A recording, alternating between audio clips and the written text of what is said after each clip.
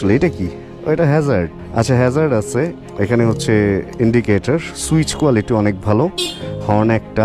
start দিয়ে নেই একটু হাইব্রিড যেহেতু স্টার্টার সিস্টেমটা এখানে করছে এটা অনেকটা এতটুকু এমটির মতো বাট এই জিনিসটা চেঞ্জ আছে ওকে ইঞ্জিন শুরু হইলো কাট অফ বন্ধ অ্যান্ড আচ্ছা সেলফের কোনো আওয়াজ নাই এটার মোটরটা একটু অন্যরকম দিছে আমরা যদি একটু চুপচাপ ব্যাপারটা শুনেন আপনারা হ্যাঁ স্টার্টার সিস্টেমটা দেখেন